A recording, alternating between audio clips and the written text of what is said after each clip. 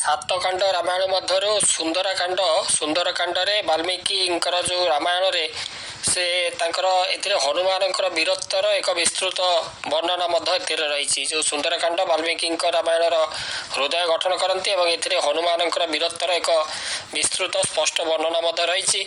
ଏବଂ ସୀତାଙ୍କ ବିଷୟରେ ଜାଣିବା ପରେ ହନୁମାନ ଏକ ବିଶାଳ ରୂପ ଧାରଣ କରନ୍ତି ଏବଂ ସମୁଦ୍ର ପାର ହୋଇ ସେ ଲଙ୍କାକୁ ଏକ ବିରାଟ ଏକ ଲଙ୍କାକୁ ମଧ୍ୟ ସେ ସମୁଦ୍ର ଡେଇଁ ସେ ଲଙ୍କାକୁ ସେ ପହଞ୍ଚି ଯାଆନ୍ତି ଏବଂ ରାସ୍ତାରେ ସେ ଅନେକ ବିପଦ ଏବଂ ପ୍ରତିବନ୍ଧକର ମଧ୍ୟ ସମ୍ମୁଖୀନ ହୁଅନ୍ତି।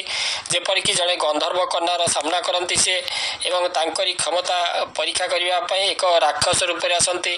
ତାଙ୍କର ମଧ୍ୟ ମୈନାକ ନାମକ ଏକ ପର୍ବତ ସହିତ ମଧ୍ୟ ସାକ୍ଷାତ ହୁଏ, ଯିଏକି ହନୁମାନଙ୍କୁ ସାହାଯ୍ୟ ଏବଂ ବିଶ୍ରାମ ନେବା ପାଇଁ ଏକ ସ୍ଥାନ ମଧ୍ୟ ସେ ପ୍ରଦାନ କଲେ।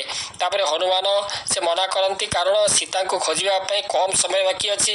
ଲଙ୍କାରେ ପ୍ରବେଶ କରିବା ପରେ ସେ ଏକ ରାକ୍ଷସ ଯାହାକି ଲଙ୍କିନୀଙ୍କୁ ସେ ପାଆନ୍ତି, ତାଙ୍କୁ ମଧ୍ୟ ତାଙ୍କର ପଥରୋଧ କରନ୍ତି ଯେ ତାଙ୍କୁ ଲଙ୍କାକୁ ସେ ସୁରକ୍ଷା ସେ ଦିଅନ୍ତି ଲଙ୍କିନୀ। ହନୁମାନ ତାଙ୍କ ସହିତ ଯୁଦ୍ଧ କରନ୍ତି ଏବଂ ଲଙ୍କାରେ ପ୍ରବେଶ କରିବା ପାଇଁ ତାଙ୍କୁ ବଶୀଭୂତ ମଧ୍ୟ କରନ୍ତି। ଏହି ପ୍ରକ୍ରିୟାରେ ଦେବତାମାନଙ୍କ ଠାରୁ ପୂର୍ବ ଦର୍ଶନ କିମ୍ବା ଚେତାବନୀ ପାଇଥିବା ଏଇ ଯେଉଁ ଲଙ୍କିନୀ ଜାଣନ୍ତି ଯେ ଯଦି କେହି ଲଙ୍କିନୀଙ୍କୁ ପରାସ୍ତ କରନ୍ତି ତେବେ ଲଙ୍କାର ବିନାଶ ନିକଟତର।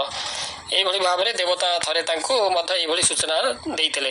ତେଣୁ ଏଠାରେ ହନୁମାନ କ'ଣ କଲେ ନା ରାକ୍ଷସମାନଙ୍କର ରାଜ୍ୟ ଅନୁସନ୍ଧାନ କଲେ ଏବଂ ରାବଣଙ୍କର ଗୁପ୍ତଚର ମଧ୍ୟ ସେ ଯେତେବେଳେ ରାବଣଙ୍କର ଗୁପ୍ତଚର କାର୍ଯ୍ୟ ମଧ୍ୟ ସେ କରନ୍ତି ଏବଂ ସେ ଅଶୋକ ବାଟିକାରେ ସୀତାଙ୍କୁ ମଧ୍ୟ ସେଠାରେ ଖୋଜି ପାଆନ୍ତି, ଯେଉଁଠାରେ ରାବଣ ଏବଂ ତାଙ୍କର ଯେଉଁ ରାକ୍ଷସୀମାନେ ତାଙ୍କର ରକ୍ଷୀମାନେ ତାଙ୍କୁ ବିବାହ କରାଇବା ପାଇଁ ପ୍ରଲୋଭିତ ଏବଂ ଧମକ ମଧ୍ୟ ଦେଉଥାନ୍ତି ଏଇ ଯେଉଁ ସୀତାଙ୍କୁ, ଯେ ରାବଣଙ୍କ ସହିତ ତୁମେ ବିବାହ ହୁଅ। ଏ ଯେଉଁ ରାକ୍ଷସୀମାନେ ଯେଉଁମାନେ ଅଛନ୍ତି ନିଯୁକ୍ତ ରଖିଛନ୍ତି ରାବଣ, ସେମାନେ ସୀତାଙ୍କୁ ଏଇଭଳି ଧମକ ଦେଉଥିବାର ମଧ୍ୟ ହନୁମାନ ସେ ଦେଖନ୍ତି ଏବଂ ହନୁମାନ ସୀତାଙ୍କୁ ଆଶ୍ୱସ୍ତ କରନ୍ତି। ରାମଙ୍କର ମୁଦ୍ରିକା ଦେଇ ତାଙ୍କୁ ରାମଙ୍କର ସଂକେତ ମଧ୍ୟ ପ୍ରଦାନ କରନ୍ତି ଏବଂ ସେ ରାମଦୂତ ବୋଲି ତାଙ୍କର ପରିଚୟ ସେଠାରେ ପ୍ରଦାନ କରନ୍ତି ଏବଂ ରାମ ଏପର୍ଯ୍ୟନ୍ତ ଜୀବିତ ଅଛନ୍ତି, ସେ ସୀତାଙ୍କୁ ରାମଙ୍କ ନିକଟକୁ ଫେରାଇ ନେବାକୁ ସେ ପ୍ରସ୍ତାବ ଦିଅନ୍ତି।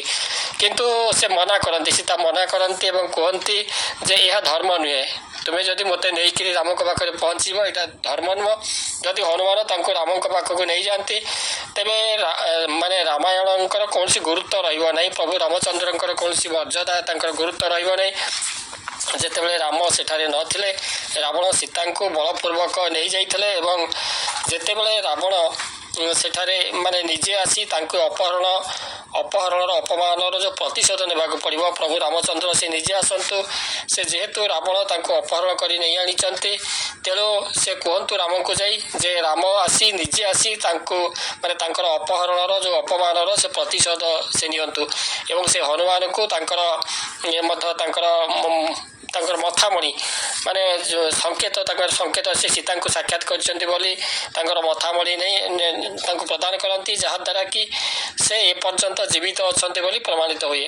ତେବେ ହନୁମାନ ସୀତାଙ୍କ ଠାରୁ ବିଦାୟ ନେଇଯାଏ ଏବଂ ରାମଙ୍କ ନିକଟକୁ ଫେରି ସୀତାଙ୍କର ଯେଉଁ ସ୍ଥାନ ଏବଂ କେବଳ ତାଙ୍କ ଦ୍ୱାରା ଉଦ୍ଧାର ପାଇବାର ଇଚ୍ଛା ବିଷୟରେ କହିବା ପୂର୍ବରୁ ସେ କିଭଳି ଭାବରେ ତାଙ୍କର ଲଙ୍କା ନଗରୀ ଗୁଡ଼ିକୁ ସେ କିଭଳି ଭାବରେ ନଷ୍ଟ କରିଛନ୍ତି, ଲଙ୍କାକୁ ପୋଡ଼ି ଦେଇଛନ୍ତି, ଲଙ୍କା ନଗରୀରେ ନିଆଁ ଲଗାଇ ଦେଇଛନ୍ତି, ତାଙ୍କରି ଲାଙ୍ଗୁଡ଼ରେ କିଭଳି ଭାବରେ ସେ ତାଙ୍କର ରାବଣର ପୁତ୍ର ଅକ୍ଷୟ କୁମାରକୁ ଯେତେବେଳେ ବଧ କରିଦେଲେ, ଏକ ବିରାଟ ଗଛ ଆଣି ତାଙ୍କ ଉପରେ ପକାଇଦେଲେ, ସେତେବେଳେ ରାବଣଙ୍କର ଅନ୍ୟତମ ପୁତ୍ର ଯିଏକି ଇନ୍ଦ୍ରଜିତ ତାକୁ ବନ୍ଧନ କରିଛନ୍ତି ଏବଂ ରାବଣଙ୍କ ନିକଟକୁ ଆଣିଛନ୍ତି ଏବଂ ରାବଣ ତାଙ୍କର ମାରିଦେବା ପାଇଁ ତାଙ୍କୁ ହତ୍ୟା କରିଦେବା ପାଇଁ ଯେତେବେଳେ କହିଛନ୍ତି, ସେତେବେଳେ ବିଭୀଷଣ ଆସି ସେ ଦୂତକୁ ହତ୍ୟା କରିବା ଅନୁଚିତ ବୋଲି କହିଛନ୍ତି ଏବଂ ଯାହାଫଳରେ କି ସେ ତାଙ୍କର ଅଙ୍ଗ ଭଙ୍ଗ କରି ଅର୍ଥାତ୍ ତାଙ୍କର ଲାଙ୍ଗୁଡ଼ରେ କନା ବାନ୍ଧି ସେଥିରେ ତେଲ ଦେଇ ତାକୁ ନିଆଁ ଲଗାଇ ଦେଇଛନ୍ତି ଏବଂ ତାପରେ ହନୁମାନ ସେ ଲଙ୍କାର ନଗରୀରେ ଚଢ଼ି ସବୁ ପୋଡ଼ି ପକାଇଛନ୍ତି ସେଇ ଯେଉଁ ନିଆଁ ଦ୍ୱାରା ଏବଂ ସବୁ ରାବଣର ଯୋଦ୍ଧାମାନଙ୍କୁ ମଧ୍ୟ ହତ୍ୟା କରି ସେ ଲଙ୍କାରେ ବିନାଶ କରିବାକୁ ସେ ନିଷ୍ପତ୍ତି ମଧ୍ୟ ସେ ନିଅନ୍ତି ଏବଂ ସେ ନିଜକୁ ବନ୍ଦୀ କରି ରାବଣଙ୍କ ନିକଟରେ ସମର୍ପଣ କରିବାକୁ ଅନୁମତି ମଧ୍ୟ ଦିଅନ୍ତି ଏବଂ ସେଇ ରାବଣଙ୍କୁ ଏକ ସାହସିକ ଭାଷଣ ମଧ୍ୟ ଦିଅନ୍ତି ଏବଂ ସୀତାଙ୍କୁ ମୁକ୍ତ କରିବାକୁ ଅନୁରୋଧ କରନ୍ତି। ତାଙ୍କୁ ନିନ୍ଦା କରାଯାଏ ଏବଂ ତାଙ୍କର ଲାଞ୍ଜରେ ଏଇ ଯେଉଁ ନିଆଁ ଲଗାଯାଏ, କିନ୍ତୁ ସେ ତାଙ୍କର ବନ୍ଧନରୁ ରକ୍ଷା ପାଆନ୍ତି ଏବଂ ତାଙ୍କର ଲଙ୍କା ନଗରୀରେ ଡେଇଁ ରାବଣର ଦୁର୍ଗରେ ସେ ନିଆଁ ଲଗାଇ ଦିଅନ୍ତି ଏବଂ ବିଶାଳକୁ ସେ ଦ୍ୱୀପକୁ ମଧ୍ୟ ତାପରେ ତାଙ୍କର ଯେଉଁ ସମୁଦ୍ରକୁ ସେ ଫେରି ଆସନ୍ତି। ସମୁଦ୍ରରେ ତାଙ୍କର ଲାଞ୍ଜର ଯେତେବେଳେ ତାଙ୍କର ନିଆଁ ଲାଗିଥିଲା ସେ ଆସି ସମୁଦ୍ରରେ ବୁଡ଼ି ଯାଆନ୍ତି, ତାପରେ ସେ ଶାନ୍ତ ହୁଅନ୍ତି। ଏଇଭଳି ଭାବରେ ସେ ଆସି ଫେରିଆସି ରାମଚନ୍ଦ୍ରଙ୍କୁ ସମସ୍ତ ସମ୍ବାଦ ମଧ୍ୟ ସେ ଦିଅନ୍ତି। ଏଇଭଳି ରହିଛି ଯେଉଁ ସୁନ୍ଦରକାଣ୍ଡର ରାମାୟଣର ଯେଉଁ ସୁନ୍ଦରକାଣ୍ଡର ବର୍ଣ୍ଣନା ଏଇଭଳି ଦେଖିବାକୁ ମିଳେ।